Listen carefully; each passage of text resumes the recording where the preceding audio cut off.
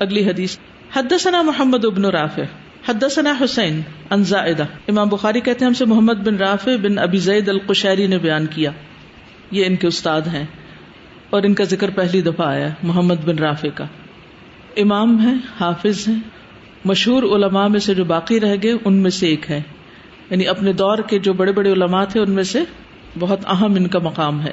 کنیت ابو عبداللہ ہے، القشیری النیسابوری ہیں، نیشا پور سے تعلق رکھتے ہیں، آزاد کردہ غلام ہیں. امام مالک کے زمانے میں 170 ہجری سے کچھ اوپر سال میں پیدا ہوئے اور انہوں نے علم کے لیے بہت سفر کیے اور انہوں نے اتنا زیادہ حدیث کا سماع کیا کہ بیان نہیں کیا جا سکتی. بہت زیادہ احادیث سنی، احادیث کو جمع کیا اور کچھ کتابیں لکھی. امام حاکم نے ان کے بارے میں اپنی تاریخ میں کہا ہے کہ یہ اپنے زمانے میں سچائی اور علم کے لیے سفر کرنے میں خراسان کے شیخ تھے. انہوں نے علم اور عمل کے طور پر سنتوں کا بہت اہتمام کیا. ان کو لمبی عمر عطا کی گئی. لوگوں نے علم حاصل کرنے کے لیے ان کی طرف سفر اختیار کیا. جعفر بن احمد بن نصر حافظ کہتے ہیں میں نے محدثین میں محمد بن رافع سے بڑھ کر ہیبت والا کوئی نہیں دیکھا. ان کا بہت روب تھا. وہ اپنے گھر میں صنوبر کے درخت کی طرف ٹیک لگاتے حدیث پڑھاتے ہوئے. علماء ان کے سامنے اپنے درجات کے مطابق بیٹھتے. جو سینئر لوگ تھے وہ قریب بیٹھتے، پھر اس کے بعد دوسرے، پھر دوسرے، اپنے اپنے درجات کے مطابق. اور طاہریہ کی اولاد، یعنی ایک فیملی کا نام ہے طاہریہ کی اولاد اور ان کے ساتھ ان کے خادم بھی مجلس میں حاضر ہوتے تھے. سب لوگ اس طرح بیٹھتے گویا ان کے سروں پر پرندے بیٹھے ہیں. یعنی ان کی مجلس میں بہت خاموشی اور سکوت ہوتا تھا. جب خاموشی ہو جاتی تو وہ کتاب لیتے، اس کو خود ہی پڑھتے تھے اور کوئی بھی نہیں بولتا تھا. ان کی تعظیم کے طور پر کوئی مسکراتا بھی نہیں تھا مجلس میں، یعنی کوئی اور چیز نہیں ہوتی تھی، صرف سنجیدگی کے ساتھ علم حاصل کیا جاتا تھا. اور جب ان میں سے کوئی آدمی مسکراتا یا اپنے ساتھی سے گفتگو کرتا تو وہ کہتے وصلی اللہ علی محمد، کتاب بند کر دیتے، مجلس برخاست کر دیتے. یعنی کلاس میں اگر کوئی آپس میں بات کر لیتا تو کلاس کنٹینیو نہیں کرتے تھے، وہیں ختم. کسی کو اس بات کی ہمت نہیں ہوتی تھی کہ دوبارہ کوئی بات ان سے پوچھے، بس جو انہوں نے پڑھا دیا ٹھیک ہے، یا اپنے ہاتھ سے کوئی اشارہ کرے، یعنی ہاتھ اٹھائے یا کچھ کہے. تو ایک دن طاہریہ، یہ جو لوگ حاضر ہوتے تھے ایک خاندان، ان میں سے ان کے ایک غلام جو مجلس میں حاضر تھے وہ حدیث کی روایت کے دوران مسکرا دیے تو انہوں نے اپنی مجلس ختم کر دی. اور جب یہ خبر طاہر بن عبداللہ کے پاس پہنچی جن کی اولاد اور جن کے خادم وغیرہ حاضر ہوتے تھے تو انہوں نے کہا کہ اس خادم کو قتل کر دیا جائے کیونکہ اس نے علم کا انقطاع کیا ہے. تو بہرحال لوگ کہتے ہیں کہ ہم نے بیچ میں پڑھ کر ان کی جان بخشی کروائی اور اس کے بعد معاملہ رفع دفع ہوا. اسی طرح کہا جاتا ہے کہ طاہر بن عبداللہ نے ان کی طرف ایک ایلچی بھیجا اور 5000 درہم بھیجے. وہ ان کے پاس عصر کی نماز کے بعد گیا تو وہ روٹی کھا رہے تھے. انہوں نے بٹوا ان کے پاس رکھا اور کہا امیر نے آپ کے پاس مال بھجوایا ہے. انہوں نے کہا اس کو لے جاؤ، مجھے اس کی کوئی ضرورت نہیں. دھوپ باغ کی چوٹیوں تک پہنچ گئی ہے. مطلب یہ تھا کہ میری عمر اب بہت زیادہ ہو گئی ہے، یہ سورج ایک گھڑی کے بعد غروب ہو جائے گا، یعنی میرے مرنے کے دن قریب ہیں، مجھے اس مال کی کوئی حاجت نہیں. میں 80 سال سے اوپر کا ہو چکا ہوں، میری اور زندگی باقی ہی کتنی ہے. اور یہ کہہ کر انہوں نے مال واپس کر دیا. کہتے ہیں کہ ان کا بیٹا آیا اور کہا آج رات ہمارے پاس کھانا نہیں ہے، یعنی کھانے کو کچھ نہیں. انہوں نے اپنے کسی شاگرد کو اس ایلچی کے پیچھے بھیجا تاکہ فوراً مال طاہر کو لوٹا دے. کہیں ایسا نہ ہو کہ ان کا بیٹا اس کے پاس پہنچ جائے جو شخص لے کر آیا تھا مال، اور ان تک یہ بات پہنچے اور وہ پیسے واپس نہ آ جائیں. پھر اسی طرح ان کے بارے میں بھی آتا ہے کہ احمد بن سلمہ کہتے ہیں ہمیں محمد بن رافع نے بیان کیا، میں نے احمد بن حنبل کو یزید بن ہارون کے ساتھ بغداد میں دیکھا اور ان کے ہاتھ میں زہیر کی کتاب تھی جو وہ جابر سے روایت کرتے تھے اور وہ لکھ رہے تھے. تو میں نے ان سے کہا کہ اے ابو عبداللہ، آپ ہمیں جابر سے روایت لینے سے منع کرتے اور خود ان کی حدیث لکھتے ہیں.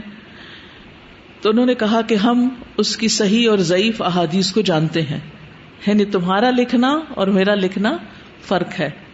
یعنی بعض اوقات یہ ہوتا ہے نا کہ استاد ایک چیز سے اپنے شاگردوں کو منع کر دیتا ہے کہ یہ کتاب نہ پڑھیں، اور پھر شاگرد دیکھتے ہیں کہ وہ خود وہی کتاب پڑھ رہا ہے. تب یہ قول اور فعل کا تضاد نہیں، دونوں کے علم کا فرق ہے. شاگرد کو اس بات کی پہچان نہیں ہو سکتی کہ اس میں سے کیا لینا ہے اور کیا نہیں لینا، لیکن ایک عالم جو ہے وہ فرق کر سکتا ہے. تو علماء عام طور پر وہ کتابیں بھی پڑھتے ہیں جو عوام کے پڑھنے کی نہیں ہوتی، کیونکہ وہ صحیح اور غلط کا فرق جانتے ہیں. بہرحال ان کی وفات 245 ہجری میں ہوئی. ان کو احمد بن نصر عابد نے غسل دیا اور محمد بن یحییٰ نے ان کی نماز جنازہ پڑھائی. ان کے بارے میں محمد بن اسحاق کہتے ہیں کہ میں نے ابو بکر مدنی کو کہتے ہوئے سنا کہ میں نے ان کی وفات کے بعد 3 دن کے بعد انہیں خواب میں دیکھا. ان کی گود میں ایک صحیفہ تھا جس کو وہ پڑھ رہے. صحیفہ وہ اوراق ہوتے ہیں جن پر احادیث وغیرہ لکھی ہوتی. میں نے ان سے کہا کہ آپ تو فوت نہیں ہو گئے؟ تو انہوں نے مجھے عجیب و غریب طرح سے دیکھا. میں نے ان سے کہا کہ میں اللہ کے نام سے آپ سے سوال کرتا ہوں اور آپ مجھے اس کا جواب ضرور دیں گے کہ آپ کے رب نے آپ کے ساتھ کیا کیا. تو کہنے لگے کہ مجھے رزق اور راحت کی بشارت دی گئی، یعنی اللہ سبحانہ وتعالیٰ نے میرے ساتھ بہت اچھا معاملہ کیا ہے. بہرحال امام بخاری کے استاد حدیث روایت کرتے ہیں حدثنا حسین عن زائدہ عن ابی حسین عن سعد بن عبیدہ قال جاء رجل الى ابن عمر فسأله عن عثمان. ایک شخص ابن عمر کے پاس آیا. اس کا نام نافع بن ارزق بتایا جاتا ہے. نافع بن ارزق یہ خارجی تھا. خوارج کے بارے میں تو آپ کو پتا ہے نا کہ وہ حضرت علی کو بھی اچھا نہیں جانتے تھے اور باقی صحابہ کے بارے میں بھی ان کا خیال ٹھیک نہیں تھا. فسألہ عن عثمان، تو اس شخص نے حضرت عثمان کے بارے میں پوچھا. کس سے؟ عبداللہ بن عمر سے. دھیان سے دیکھیے نا تب واقعہ سمجھ آئے گا. فذکر عن محاسن عملہ، تو عبداللہ بن عمر نے حضرت عثمان کے محاسن بیان کیے، ان کے اچھے اچھے کارنامے بیان کیے، ان کے عمل کے محاسن. قال لعل ذلک یسوءک، تو اس کا چہرہ ذرا بدل گیا ہوگا تو وہ کہنے لگے شاید تمہیں یہ باتیں اچھی نہیں لگ رہی. قال نعم، تو خارجی کہتا ہاں مجھے نہیں پسند آ رہا کہ آپ حضرت عثمان کی تعریف کر رہے ہیں. قال فارغم اللہ بانفک، حضرت عبداللہ نے کہا کہ اللہ تمہاری ناک خاک آلود کرے، نہیں تم ذلیل ہو. ثم سألہ عن علی، پھر اس شخص نے حضرت علی کے بارے میں سوال کیا. فذکر محاسن عملہ، تو حضرت عبداللہ بن عمر نے حضرت علی کے بھی اعمال کی خوبیاں بیان کی، ان کے اچھے اچھے کام بتائے. قال هو ذاک، اور کہا کہ حضرت علی ایسے ہی تھے. بیتہ اوسط بیوت النبی صلی اللہ علیہ وسلم، حضرت علی کا گھر نبی صلی اللہ علیہ وسلم کے گھروں کے درمیان میں تھا. ثم قال لعل ذاک یسوءک، پھر عبداللہ بن عمر کہنے لگے شاید تمہیں یہ بھی بات اچھی نہیں لگ رہی. قال اجل، کہنے لگا ہاں مجھے نہیں اچھا لگ رہا. قال، تو عبداللہ بن عمر کہتے ہیں فارغم اللہ بانفک، اللہ تیری ناک کو خاک آلود کرے. انطلق، جاؤ. فجہد علی جہدک، اور میرا جو کرنا چاہتے ہو کر لو، میرا جو کچھ بگاڑنا چاہتے ہو بگاڑ لو. میں حق بات کہوں گا اور جو سچ ہے اور جو ان کے اندر خیر و بھلائی ہے وہ میں بیان ضرور کروں گا. اس سے بھی بہت سی باتیں پتہ چلتی ہیں، جن میں سے ایک یہ کہ صحابہ کے دور میں ہی ایسے لوگ پیدا ہو گئے تھے کہ جن کے اندر صحابہ سے بغض تھا. وہ دین کو قرآن و سنت سے لینے کی بجائے اپنی عقل پر پرکھ کر چیزوں کو دیکھتے تھے اور پھر منمانے مسائل اس سے نکالتے تھے، جس کی بنا پر انہوں نے کچھ صحابہ کی تکفیر بھی کی اور ان کی خیر و خوبی اور بھلائی سننا بھی پسند نہیں کرتے تھے. اس میں ہمارے سیکھنے کی ایک بہت بڑی بات ہے. کیا کہ ضروری نہیں کہ جب آپ کوئی اچھا کام کر رہے ہوں تو سبھی لوگ آپ کو اچھا سمجھیں، سبھی آپ سے محبت کریں. ایسا کبھی بھی نہیں ہوتا. تو کبھی بھی لوگوں سے اس بات کی تصدیق کروانے کی کوشش نہ کریں کہ لوگ آپ کو اپروول دیں کہ آپ اچھے ہیں کہ نہیں. آپ کو خود پتا ہونا چاہیے، آپ کو اپنے دل سے پوچھنا چاہیے کہ آپ کیا کر رہے ہیں. کسی بھی کام کے اندر آپ کی امانت کتنی ہے، آپ اس کو کس درجے میں قبول کر رہے ہیں، کسی بھی اللہ کے حکم کو، کسی بھی نبی صلی اللہ علیہ وسلم کی سنت کو کس طریقے سے آپ ایکسپٹ کر رہے ہیں، اس پر کتنا یقین ہے، کتنا اس چیز سے محبت ہے اور کتنی آپ کی عمل کی کوشش ہے. اگر آپ وہ کر رہے ہیں لوگ آپ کو تان و تشنیع کا نشانہ بھی بنائیں، آپ کو بلا وجہ کرٹیسائز بھی کریں، تو اس کی آپ کو پرواہ نہیں ہونی چاہیے. ہر دور میں ایسے لوگ موجود ہوتے ہیں جو خیر کو پہچان نہیں پاتے کیونکہ ان کی آنکھیں اندھی ہو چکی ہوتی. وہ اپنی خواہشات اور دوسری طرف شکوک و شبہات کی وجہ سے حق سے دور ہو جاتے ہیں. اور یہاں پر خاص بات جو حضرت علی کے فضائل میں آتی ہے اور ان کی جو امپورٹنس ہے وہ پتہ چلتی ہے کہ بیتہ اوسط بیوت النبی صلی اللہ علیہ وسلم، کہ ان کا گھر آپ کے گھروں کے بیچوں بیچ تھا. حدثني محمد بن بشار حدثنا غندر حدثنا شعبہ عن الحكم سمعت ابن ابی لیلى قال حدثنا علی ان فاطمة علیہ السلام شکت ما تلقى من اثر الرحى فأتى النبي صلی اللہ علیہ وسلم سبی فانطلقت فلم تجده فوجدت عائشة فأخبرتها. ہم سے محمد بن بشار نے روایت کی. امام بخاری کہتے ہیں محمد بن بشار کا نام بندار بھی ہے اور ابن کیسان ان کو کہتے ہیں، اور یہ کہتے ہیں کہ ہم سے غندر نے اور پھر شعبہ اور پھر وہ حکم سے روایت کرتے ہیں، اور انہوں نے ابن ابی لیلہ کو سنا. وہ کہتے ہیں کہ ہم سے حضرت علی نے بیان کیا، یہ روایت حضرت علی کی ہے بذات خود، ان فاطمہ علیہ السلام شکت، کہ فاطمہ رضی اللہ تعالی عنہا شکایت کرنے لگی، ما تلقى من اثر الرحى، جو انہیں تکلیف ہوئی چکی چلانے کی وجہ سے. رحا کہتے ہیں چکی کو، چکی پیسنے کی وجہ سے ان کے ہاتھوں پر جو نشان پڑ گئے تھے اس کی انہوں نے شکایت کی. فأتى النبي صلی اللہ علیہ وسلم، تو نبی صلی اللہ علیہ وسلم کے پاس آئے سبیون، کچھ قیدی. فانطلقت، تو جب حضرت فاطمہ کو پتہ چلا تو وہ بھی گئیں. فلم تجدہ، لیکن حضرت فاطمہ کو نبی صلی اللہ علیہ وسلم گھر میں نہیں ملے، آپ کو نہیں پا سکیں. فوجدت عائشہ، گھر میں حضرت عائشہ تھی. فاخبرتها، تو حضرت فاطمہ نے ان کو اپنے آنے کا مقصد بتایا، خبر دی. فلما جاء النبی صلی اللہ علیہ وسلم اخبرته، تو جب نبی صلی اللہ علیہ وسلم تشریف لائے تو اخبرته عائشہ، حضرت عائشہ نے ان کو بتایا، بمجیء فاطمہ، حضرت فاطمہ کی آمد کے بارے میں اور ان کے مقصد کے بارے میں. فجاء النبی صلی اللہ علیہ وسلم الینا، تو یہ بات سن کر نبی صلی اللہ علیہ وسلم ہمارے گھر تشریف لے آئے، یعنی حضرت علی کے پاس اور حضرت فاطمہ کے پاس. وقد اخذنا مضاجعنا، اور ہم اپنے بستروں میں لیٹ چکے تھے. فذهبت لاقوم، تو میں کھڑے ہونے لگا، یعنی میں اٹھنے لگا کہ میں آپ کا استقبال کروں. فقال علی مکانکما، تو آپ نے فرمایا اپنی جگہ پر ہی رہو. فقعد بیننا، تو آپ ہم دونوں کے بیچ میں بیٹھ گئے. دونوں لیٹے رہے، نبی صلی اللہ علیہ وسلم دونوں کے بیچ میں بیٹھ گئے. کیسی محبت تھی ان کو اپنے بچوں سے. اور بچے شادی شدہ ہیں، بڑے ہو چکے ہیں، اور پھر نبی صلی اللہ علیہ وسلم اپنے کام کاج سے واپس آئے، آپ کو پتہ چلتا ہے، آپ فوراً ان کی خبر لیتے ہیں آ کر بیچ میں بیٹھ جاتے ہیں. حتی وجدت برد قدمیہ علی صدری، حضرت علی کہتے ہیں کہ میں نے آپ کے پاؤں کی ٹھنڈک اپنے سینے پہ محسوس کی. یعنی یوں محسوس ہوتا ہے کہ جب آپ بیٹھے ہیں تو آپ نے اپنے پاؤں لمبے کر لیے اور پھر آپ کے پاؤں لگ رہے ہیں حضرت علی کے سینے کو، پاؤں ٹھنڈے تھے آپ کے. وقال، اور فرمایا، الا اعلمکما خیرا مما سألتمانی، کیا میں تمہیں اس سے بہتر چیز نہ سکھا دوں جو تم نے مجھ سے مانگی ہے. تم نے مجھ سے قیدی یعنی خادم مانگا ہے، میں تمہیں اس سے اچھی چیز دیتا ہوں، علم، تعلیم. اذا اخذتما مضاجعکما، جب تم اپنے بستروں پر لیٹ جاؤ، تکبران 34، تو 34 بار اللہ اکبر کہو. وتسبحان 33، اور 33 بار سبحان اللہ کہو. وتحمدان 33، اور 33 بار الحمدللہ کہو. فہو خیر لکما من خادم، یہ تمہارے حق میں خادم سے کہیں بہتر ہے. یعنی دن کے کام کاج کر کے جب تھک جاؤ تو رات بستر پر لیٹ کر یہ تسبیحات پڑھ لو، ساری تھکاوٹ اتر جائے گی. اسی لیے ان تسبیحات کو کیا کہا جاتا ہے؟ تسبیحات فاطمہ. کتنی دیر لگتی ہے یہ سب پڑھنے میں؟ 1.5 سے 2 منٹ، اس سے بھی کم.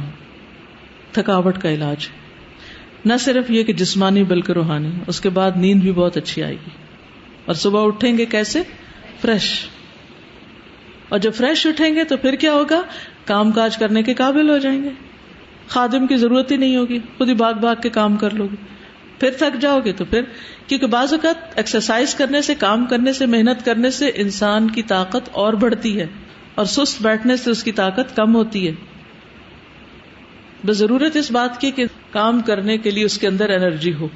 تو اس نسخے سے رات بھر سو کر جب اٹھو گے تو اپنے آپ کو انرجیٹک پاؤ گے. آزما کر دیکھیں. ہم بعضوں کا سوتے وقت کی دعائیں پڑھتے بھی ہیں اور اس میں لکھا بھی ہوتا ہے، لیکن ہم کہتے ہیں اچھا یہ لمبی تسبیحات ہے، ذرا اور دعائیں پڑھ لیں. تو انشاءاللہ دعا بھی کریں اپنے لیے اور آج سے ہی کوشش بھی کریں. ٹھیک ہے. حدثنا محمد بن بشار حدثنا غندر حدثنا شعبہ حدثنا علی بن الجعد اخبرنا شعبہ عن ایوب عن ابن سیرین عن عبیدۃ عن علی رضی اللہ عنہ. یہ حدیث بھی حضرت علی نے بیان کی. قال اقضوا كما كنتم تقضون، کہنے لگے کہ فیصلے کرو جیسے تم پہلے فیصلے کیا کرتے تھے. فإنی اکرہ الاختلاف، کیونکہ مجھے اختلاف ناپسند ہے. حتی یکون للناس جماعت، یہاں تک کہ لوگوں کے لیے یعنی جماعت ہو، یعنی اجتماع ہو، لوگ اکٹھے ہوں، تفرقہ نہ ہو. او اموت کما مات اصحابی، یا میں مر جاؤں جیسے میرے ساتھی مرے، یعنی حضرت ابو بکر اور حضرت عمر اور حضرت عثمان.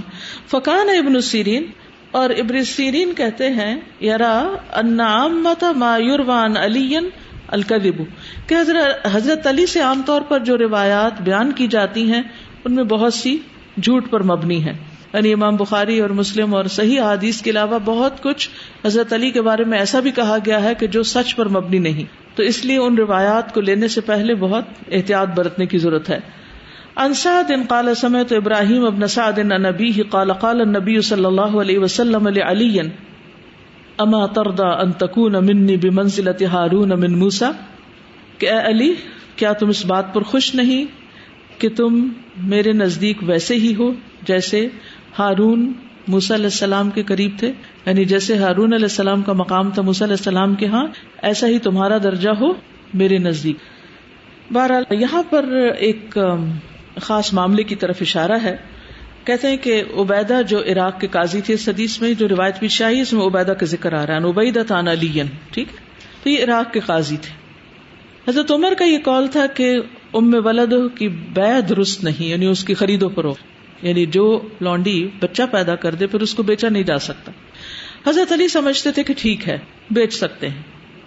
عبیدہ نے یہ عرض کیا کہ ابو بکر اور عمر کے وقت سے تو ہم ام ولد کی بیع کہ اس کو ناجائز قرار دیتے ہیں، تو اب آپ کیا کہتے ہیں؟ تو حضرت علی اپنی ذاتی رائے کو پیچھے رکھتے ہیں اور کہتے ہیں وہی فیصلہ کرو جو تم پہلے کیا کرتے تھے. اقضوا کما کنتم تقضون فانی اکرہ الاختلاف، یعنی میری بات پہ مت جاؤ، جیسے فیصلے کرتے رہے ہو اب تک وہی کرتے رہو. حتی یکون للناس جماعت، یا تاکہ لوگ متفق رہیں ایک بات پر. اس سے کیا بات پتہ چلتی؟ حضرت علی کی حکمت، سمجھداری، عقل مندی. اپنی رائے سے دستبردار ہونا یہ کوئی آسان بات نہیں ہوتی، اور خصوصاً دین کے معاملے میں جب ہم مختلف چیزیں پڑھتے ہیں، قرآن کا مطالعہ کرتے ہیں، سنت کا کرتے ہیں، مختلف علماء کی رائے پڑھتے ہیں، تو پھر آخر کار کسی ایک چیز پر ہمارا شرع صدر ہوتا ہے، پھر ہم کہتے ہیں یہ ٹھیک ہے. اس کے بعد کوئی ایک اور رائے پتہ چلتی ہے. ایسے میں لوگوں کی اکثریت کے اندر کوئی فلیکسیبلٹی نہیں ہوتی، اور وہ جس چیز کو خود صحیح سمجھتے ہیں اس کو لوہے کی لکیر سمجھتے ہیں، اس کے اوپر جم جاتے ہیں اور دوسروں کو بھی اس پر ہی پابند کرنے کی کوشش کرتے ہیں. اور اگر کوئی اس سے اختلاف کرے تو پھر کیا کرتے ہیں؟ اس کو کافر تک کہنے میں، بعض لوگ، سب کی نہیں بات کری، بعض لوگ اس کو کافر تک کہنے میں، گمراہ تک کہنے میں نہیں چوکتے. اور اس سے امت کے اندر اختلاف اور تفرقہ بازی پیدا ہوتی. ظاہر قرآن کی کسی آیت کے خلاف تو کوئی نہیں جا سکتا، نبی صلی اللہ علیہ وسلم نے جس چیز کا حکم دیا وہاں تو کوئی کچھ نہیں کہا. عموماً اختلاف کہاں ہوتا ہے؟ جب لوگوں کی رائے کی بات آتی ہے، یعنی مختلف چیزوں کو سامنے رکھ کر جو احکامات ڈیڈیوس کیے جاتے ہیں اس وقت اختلاف پیدا ہوتا ہے. اس میں صحابہ کے درمیان بہت سے مواقع پر ایسا اختلاف ہوا ہے، لیکن ہم کہیں نہیں دیکھتے کہ ان کے آپس میں احترام میں کوئی کمی آئی ہو، یا ایک دوسرے کی محبت میں کمی آئی ہو، یا کسی نے اپنی رائے دوسرے پہ ٹھونسنے کی کوشش کی ہو، یا رائے کے اختلاف کے موقع پر پھر وہ ایک دوسرے سے ناراض ہو گئے ہوں. نہیں، اللہ کا تقویٰ جو ہے وہ انسان کو یہ سب سکھاتا ہے، اسی سے انسان کے اندر حکمت آتی. جب انسان صرف اپنی ذات اور اپنی عقل اور اپنی سوچ کے اوپر جم نہیں جاتا، اندھی تقلید نہیں کرتا. حضرت علی بن ابی طالب کے بارے میں چند باتیں دوسری کتابوں سے. پہلی بات تو یہ ہے کہ حضرت علی سے محبت ایمان کی علامت ہے، یعنی یہ ہمارے ایمان کا حصہ ہے. مسند احمد کی روایت میں آتا ہے، حضرت علی کہتے ہیں کہ نبی صلی اللہ علیہ وسلم نے مجھ سے یہ بات بیان فرمائی کہ بے شک تم سے محبت مومن ہی کر سکتا ہے اور تم سے بغض منافق ہی کر سکتا ہے. یعنی جو اپنے دل میں حضرت علی کے خلاف بغض رکھے گا وہ پھر اپنے دل کا جائزہ لے کہ اس کا ایمان کس درجے کا ہے، کیونکہ یہ ہو نہیں سکتا کہ جس سے اللہ اور اس کے رسول محبت کرتے ہوں اس سے ہم محبت نہ کریں، ہمیں بھی اس سے محبت کرنی. پھر اسی طرح ایک جنگ کے موقع پر حضرت علی رضی اللہ تعالیٰ عنہ نے ایک کام کیا جس کی وجہ سے کچھ لوگوں نے ان سے اختلاف کیا. تو 4 لوگوں نے طے کیا کہ ہم جب نبی صلی اللہ علیہ وسلم سے ملیں گے تو ہم آپ کو بتائیں گے حضرت علی نے کیا کیا. اب ہوا یہ کہ مسلمان جب سفر سے لوٹتے تھے، کسی غزوے سے سریے سے واپس آتے تھے، تو پہلے رسول اللہ صلی اللہ علیہ وسلم سے آ کر ملتے، آپ کو سلام کرتے، پھر اپنے گھروں کو جاتے تھے. چنانچہ جب یہ سریہ واپس آیا، غزوہ وہ ہوتا ہے جس میں آپ خود تشریف فرما ہو، لیکن سریہ وہ ہوتا ہے جو آپ نے ایکسپیڈیشن بھیجی ہو اور آپ خود ساتھ نہ گئے. تو جب یہ سریہ واپس آیا تو لوگوں نے آپ صلی اللہ علیہ وسلم کو سلام کیا. تو ان 4 میں سے ایک شخص کھڑا ہوا، اس نے عرض کیا، اللہ کے رسول صلی اللہ علیہ وسلم کیا آپ کو نہیں معلوم کہ علی بن ابی طالب نے ایسا اور ایسا کیا ہے؟ تو آپ صلی اللہ علیہ وسلم نے ادھر سے منہ پھیر لیا. پھر دوسرا کھڑا ہوا، اس نے بھی ایسا ہی کہا، آپ نے پھر منہ پھیر لیا. تیسرا کھڑا ہوا، اس نے بھی ایسا ہی کیا، تو آپ نے پھر اس کی طرف توجہ نہ کی. چوتھا کھڑا ہوا، پھر یہی معاملہ کیا. پھر آپ لوگوں کی طرف متوجہ ہوئے اور آپ کے چہرے پر ناراضگی کے آثار تھے. آپ نے فرمایا، تم لوگ علی کے سلسلے میں کیا چاہتے ہو؟ تم لوگ علی کے سلسلے میں کیا چاہتے ہو؟ تم لوگ علی کے سلسلے میں کیا چاہتے ہو؟ علی مجھ سے ہے اور میں اس سے ہوں، اور وہ دوست ہیں ہر اس مومن کے جو میرے بعد آئیں گے. ہر مومن ان سے محبت کرے گا. تو اس سے یہ بات بھی پتہ چلتی ہے کہ نبی صلی اللہ علیہ وسلم کو اس بات سے تکلیف ہوتی تھی جس سے حضرت علی کو تکلیف ہوتی، یا کوئی حضرت علی کو تکلیف دیتا یا ان کے ساتھ اپنی ذاتی رائے کی بنا پر کوئی اختلاف یا ناراضگی کا اظہار کرتا ہے. نبی صلی اللہ علیہ وسلم ان سے بہت محبت کرتے تھے. محمد بن اسامہ اپنے والد سے روایت کرتے ہیں کہ جعفر، علی اور زید بن حارثہ. جعفر کون ہے؟ جعفر بن ابی طالب حضرت علی کے بھائی ہیں. اور زید بن حارثہ کون ہے؟ آپ کے منہ بولے بیٹے اور آزاد کردہ غلام، کیونکہ آپ نے ان کو آزاد کر دیا تھا. تو یہ سب اکٹھے ہوئے. آپ ان تینوں سے بہت محبت کرتے تھے. جعفر کہنے لگے، میں رسول اللہ صلی اللہ علیہ وسلم کو تم سب سے زیادہ محبوب ہوں. حضرت علی نے کہا، میں رسول اللہ صلی اللہ علیہ وسلم کو تم سب سے زیادہ محبوب ہوں. زید نے کہا، میں رسول اللہ صلی اللہ علیہ وسلم کو تم سب سے بڑھ کر محبوب ہوں. اس بات میں مقابلہ کرنے لگے. انہوں نے کہا، چلو رسول اللہ صلی اللہ علیہ وسلم کے پاس جا کر ان سے پوچھ لیتے ہیں، فیصلہ کروا لیتے ہیں. اسامہ بن زید کہتے ہیں وہ سب آئے، آپ سے اندر آنے کی اجازت طلب کی. آپ نے فرمایا، یعنی حضرت اسامہ سے کہا کہ جاؤ دیکھو کون ہے. میں نے کہا یہ جعفر، علی اور زید ہیں. میں نے یہ نہیں کہا کہ میرے والد ہیں. آپ نے فرمایا ان کو اندر آنے کی اجازت دو. وہ سب اندر آ گئے. کہا آپ کو سب سے زیادہ محبوب کون ہے؟ آپ نے فرمایا فاطمہ. انہوں نے کہا ہم مردوں کے بارے میں سوال کر رہے ہیں. آپ نے فرمایا جعفر، تمہارا اخلاق میرے اخلاق کے اور تمہاری جسمانی ساخت میری جسمانی ساخت کے سب سے زیادہ مشابہ، اور تم مجھ سے اور میرے نسب سے ہو. علی، تم میرے داماد ہو، میرے بچوں حسن اور حسین کے باپ ہو. تم مجھ سے ہو اور میں تم سے ہوں. اور زید، تم میرے دوست ہو، تم مجھ سے ہو، تمہاری ذمہ داری مجھ پر ہے اور تم مجھے لوگوں میں محبوب ترین ہو. کتنا خوبصورت فیصلہ تھا آپ کا. سب کی خوبیاں بیان کی اور سب سے محبت کی وجہ بتا دی، تعلق کی بنیاد بتا دی. یہ ڈھنگ، یہ گر، یہ حکمت، یہ سلیقہ ہمیں نہیں آتا. اگر ہمارے بچے ہم سے آ کر پوچھیں تو ہم کیا کریں گے؟ ایک ہی جملے میں فیصلہ چکا دو، تم سب مجھے عزیز ہو. کہہ سکتے ہیں، کوئی اس میں غلط بات نہیں، سبھی عزیز ہوتے ہیں بچے. لیکن اس موقع پر کیا کرنا چاہیے؟ ہر ایک کو اس کی خوبیاں یاد دلانی چاہیے. اس سے کیا فائدہ ہوتا ہے؟ ان کے اندر ایک کانفیڈینس پیدا ہوتا ہے. ان کو یہ نہیں ہوتا کہ اچھا یہ محبوب ہے تو پھر ہم نہیں، کیونکہ وہ خود ہی نتیجہ نکال لیتے ہیں نا. اگر ان سے محبت کرتے ہیں تو اس کا مطلب ہم سے نہیں کرتے. حالانکہ ایک وقت میں ایک سے زیادہ سے محبت کر سکتے. مجھے کسی نے ذکر کیا کہ ان کے بیٹے کی جب شادی ہوئی, پہلی بیٹی ہوئی تو اس سے بہت زیادہ اس کو پیار تھا, اور کچھ عرصے کے بعد دوسرا بچہ پیدا ہونے والا تھا تو اپنی والدہ کے پاس آیا بچہ اور کہنے لگا کہ اماں مجھے یہ سمجھ نہیں آتی کہ میں اپنی اس بیٹی سے زیادہ کسی اور کو چاہ سکتا ہوں, وہ دوسرے بچے کے ساتھ کیا ہوگا, اس کو کیسے چاہوں گا, میں تو پہلی بیٹی ہے, اس سے زیادہ میں سوچ بھی نہیں سکتا کہ کسی اور سے مجھے محبت. تو انہوں نے کہا بس انتظار کرو, جب وہ پیدا ہو جائے پھر میرے پاس آنا. کہ کس طرح اللہ سبحانہ وتعالیٰ سب بچوں کے دل میں محبت پیدا کر دیتا ہے, اور واقعی ایسا نہیں ہوتا کہ ایک بچے سے محبت کی وجہ سے دوسرے بچے محبوب نہیں ہوتے. بعض بچوں کو یہ شکایت پیدا ہو جاتی ہے ماں باپ سے, آپ فلاں کو زیادہ چاہتے ہیں. نہیں, ماں باپ ہر ایک کو زیادہ چاہتے ہیں, اور ہر ایک کی الگ ایک خوبی ہوتی, ہر ایک کا اپنا ایک مقام ہوتا ہے. تو اس طرح کی بدگمانی اور اس قسم کی ناراضگی کسی سے بھی نہیں رکھنی چاہیے, کیونکہ ہر ایک کا ایک مقام ہے. ہم سمجھتے ہیں کہ دل ایک بہت چھوٹی سی چیز ہے, ایک چھوٹی جگہ, بس اس میں ایک چیز رکھ دی تو دوسری نہیں آئے گی. آپ دل کو جتنا چاہیں وسیع کر لیں, جتنی وسعتیں زیادہ ہوں گی اس میں اتنی ہی خیر اس میں زیادہ ہوگی. ٹھیک ہے. جب یہ آیت مباہلہ نازل ہوئی, سورۃ آل عمران میں آتی ہے, آپ لوگوں نے پڑھی ہوگی, تو رسول اللہ صلی اللہ علیہ وسلم نے حضرت علی, فاطمہ, حسن اور حسین رضی اللہ عنہم کو بلایا اور فرمایا اے اللہ یہ سب میرے اہل بیت ہیں.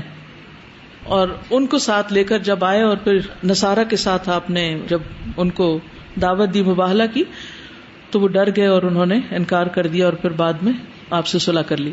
پھر اسی طرح حضرت علی رضی اللہ عنہ سے مروی ہے کہ ایک مرتبہ رسول اللہ صلی اللہ علیہ وسلم نے مجھ سے فرمایا کیا میں تمہیں ایسے کلمات نہ سکھا دوں کہ جب تم انہیں زبان سے ادا کر لو تو تمہارے گناہ معاف کر دیے جائیں گے, حالانکہ تمہارے گناہ معاف ہو چکے. اور وہ کلمات کیا ہیں؟ لا الہ الا اللہ الحلیم الکریم, لا الہ الا اللہ العلی العظیم, سبحان اللہ رب السماوات السبع ورب العرش العظیم, الحمد للہ رب العالمین. اللہ کے سوا کوئی معبود نہیں, وہ حلیم و کریم ہے, اللہ کے علاوہ کوئی معبود نہیں, وہ بلند و برتر ہے, اللہ ہر عیب اور نقص سے پاک ہے, وہ ساتوں آسمانوں اور عرش عظیم کا رب ہے. تمام تعریفیں اس اللہ کے لیے ہیں جو تمام جہانوں کا پالنے والا ہے. پھر اسی طرح سلسلہ صحیحہ کی ایک روایت میں آتا ہے, نبی صلی اللہ علیہ وسلم نے فرمایا اے لوگو علی کی شکایت مت لگایا کرو, یعنی میرے پاس ایسی باتیں لے کے نہ آیا کرو, بس اللہ کی قسم وہ اللہ کی ذات میں یا اللہ کے راستے میں اس بات سے زیادہ بہتر ہے کہ اس کی شکایت کی جائے. یعنی وہ اللہ سبحانہ وتعالیٰ کے لیے ایسے مخلص ہیں یا اللہ کے دین کے لیے اتنی قربانی کرنے والے ہیں کہ تم ان کی باتیں میرے پاس لے کر نہ ہو. اس سے بھی بڑی سیکھنے کی اہم بات پتہ چلتی کہ ایک شخص جس کی قربانیاں بہت ہوں, ایک شخص جس کے احسانات بہت ہوں, ایک شخص جس کے اندر خیر بہت ہو, وہ انسان ہے, اگر اس سے کوئی کمی بیشی ہو گئی ہے تو اس کو ایشو نہ بنائے, اس سے درگزر کرے, اسے معاف کرے, اور اسے لوگوں کے بیچ میں بیٹھ کے ڈسکس نہ کریں. کبھی ایسا بھی ہوتا ہے نا کہ کسی ایک ایسے انسان سے کوئی غلطی ہو جاتی ہے, مثلا آپ کے والدین ہیں یا کوئی بزرگ ہیں یا ایون دوستوں میں سے بھی, کہ جس نے آپ کے ساتھ 100 بھلائیاں کی ہیں, کبھی وہ انسان ہے کسی موقع پر آپ کے کام نہیں آ سکا تو اس سے ناراضگی کی بات نہیں, یا یہ کہ اگر اس کی کسی اور سے ناراضگی ہے تو وہ آپ کو ساتھ آ کے پارٹی نہ بنا لے. ایسے موقع پر انصافی کی بات کرنی چاہیے. پھر اسی طرح براء ابن عازب کہتے ہیں کہ اللہ کے رسول صلی اللہ علیہ وسلم نے جو حج ادا فرمایا اس سے واپسی پر سفر میں ہم آپ کے ساتھ تھے. آپ نے راستے میں ایک مقام پر پڑاؤ ڈالا اور نماز میں سب کو جمع ہونے کا حکم دیا. نماز کے بعد آپ نے علی رضی اللہ عنہ کا ہاتھ پکڑ کر فرمایا کیا مومنوں پر میرا خود ان کی جانوں سے زیادہ حق نہیں؟ انہوں نے کہا کیوں نہیں؟ پھر فرمایا کیا ہر مومن پر میرا خود اس کی ذات سے زیادہ حق نہیں؟ صحابہ نے کہا یقیناً ہے, النبی اولی بالمؤمنین من انفسہم, قرآن میں آتا ہے نا. تو آپ نے فرمایا جس کا میں دوست ہوں یہ بھی اس کا دوست ہے. آپ نے کس کا ہاتھ پکڑا ہوا تھا؟ حضرت علی کا. جس کا میں دوست ہوں اس کا یہ بھی دوست ہے. اے اللہ جو اس سے دوستی رکھے تو اس سے دوستی رکھ, اے اللہ جو اس سے دشمنی رکھے تو اس سے دشمنی رکھ. یعنی نبی صلی اللہ علیہ وسلم نے سب کے ساتھ, آپ سوچئے کہ حج پہ کتنے لوگ ہوں گے اور کتنا بڑا مجمع تھا جو آپ کے ساتھ, اور کتنے لوگ اکٹھے تھے جس موقع پر آپ صلی اللہ علیہ وسلم نے حضرت علی رضی اللہ تعالیٰ عنہ کی یہ تعریف فرمائی. آپ میں سے کوئی کچھ کہنا چاہتا ہے؟ کیا سیکھا آپ نے حضرت علی رضی اللہ عنہ سے؟ کیا چیز غالب نظر آتی ہے ان سارے واقعات میں؟ السلام علیکم استاذہ. وہ جو حدیث ہے نا ابو تراب والی، اس میں جیسے کہ مٹی سے عاجزی کی بھی ایک لی جاتی ہے نسبت. میں سوچ رہی تھی کہ کتنی عاجزی تھی حضرت علی میں، جو ان کو نام بالکل صحیح دیا گیا تھا، اور جس موقع پر دیا گیا تھا وہ عاجزی کا ہی اظہار تھا. کیونکہ جب ہم حضرت علی کی سیرہ پڑھتے ہیں تو اس میں جو واقعہ آیا ہے کہ جب وہ ناراض ہو کر آئے تھے گھر سے، تو جب ان کو واپس لے کر گئے تھے نبی صلی اللہ علیہ وسلم، تو انہوں نے حضرت فاطمہ کو نصیحت کی تھی کہ بیٹی کون سا شوہر ہے جو خاموش رہتا ہے بیوی کی بات پر، ایسے ہی کچھ الفاظ تھے. تو اس کے بعد حضرت علی فرماتے ہیں کہ اس کے بعد میں نے کبھی حضرت فاطمہ سے بحث یا لڑائی نہیں کی، کیونکہ انہوں نے میری فیور کی تھی ان کے والد نے. تو یہ ایسی عاجزی واقعی شوہروں میں بہت کم ہوتی ہے. یہ تو ایک موقع تھا، لیکن حضرت علی میں واقعی یہ جو ان کو کنیت دی گئی تھی، ایک نام دیا گیا تو ان کو بہت سوٹ کرتا ہے. السلام علیکم استاذہ. میں نے نا ساری حدیثوں سے کچھ پوائنٹس نوٹس کیے، سارے بتا دوں؟ سارے بتا دیں. اچھا، جو سب سے حدیث تھی ابو تراب والی جو حضرت سہل بن سعد نے روایت کی ہے، اس میں آپ صلی اللہ علیہ وسلم کا اسٹائل آف آسکنگ اور اسٹائل آف کالنگ، حضرت فاطمہ سے پوچھ رہے ہیں کہ آپ کے چچا کے بیٹے کہاں ہیں. تو ناراضگی تو دونوں میں تھی، دونوں کو ہی راضی کرنا تھا ایک دوسرے سے، دونوں کے دل نرم کرنے تھے. اور حضرت علی کو کہہ رہے ہیں ابو تراب. تو یہ بڑا کرتا ہے، جیسے ہم تفسیر میں بھی پڑھتے ہیں نا یا ایھا الذین آمنوا، تو آپ کہتی ہیں نا کہ اسٹائل مطلب اللہ تعالیٰ ایمان والوں سے کہہ رہے ہیں، تو یہ بات پھر خاص ہو جاتی ہے. تو ایسے پھر دونوں کو راضی کرنے کے لیے، تو یہ بہت اچھا لگا. اس سے ایک بات مجھے یہ یاد آ رہی ہے کہ جب دو لوگوں کے درمیان کوئی ناراضگی ہو تو وہ جو پوائنٹ آف ناراضگی ہے نا، اس کو لے کے جرا نہیں کرنی چاہیے اور اس کے پیچھے نہیں پڑ جانا چاہیے، اور اس بحث میں یہ فیصلہ کرنا یہ صحیح اور یہ غلط ہے، تمہاری غلطی ہے اور تم ٹھیک ہو، اور یہ اچھا اور یہ نہیں. اس کی بجائے تو اس کو اگنور کر کے دل جوئی کرنی چاہیے تاکہ وہ جو دل ٹوٹا ہے وہ ٹھیک ہو جائے. جی. اور اس کے بعد حضرت عبداللہ بن عمر والی ہے، حضرت عمر کے بیٹے ہیں، انہی کی طرح بہادر اور حق بات میں کانفیڈنٹ.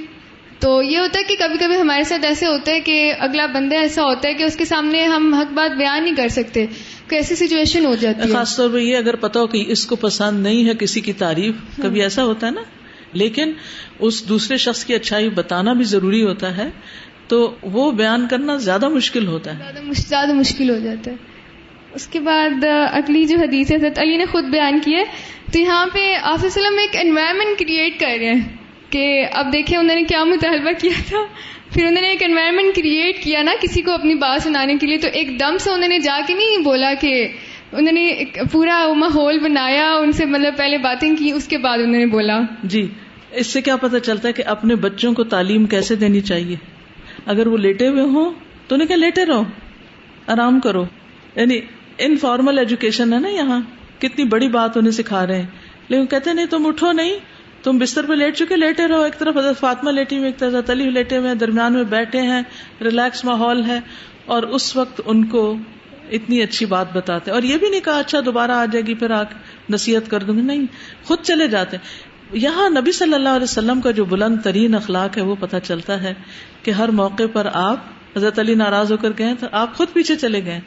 پھر اسی طرح حضرت فاطمہ آئی ہیں، آپ گھر پر نہیں، آپ خود چلے گئے ہیں. پھر اس طرح ذہن پہلے سے تیار ہو جاتا ہے کسی بات کو ریسیو کرنے کے لیے. بالکل. اس کے بعد جو حضرت عبیدہ والی ہے، اس میں یہ ہوتا ہے کہ کبھی کبھی ہمارا اختلاف ہو جاتا ہے اور بڑا شدید اختلاف ہو جاتا ہے. پھر یہ ہوتا ہے کہ اس پہ آپ کا خاموش رہنا ہی نا آپ کا حق پہ ہونا پروف کرتا ہے.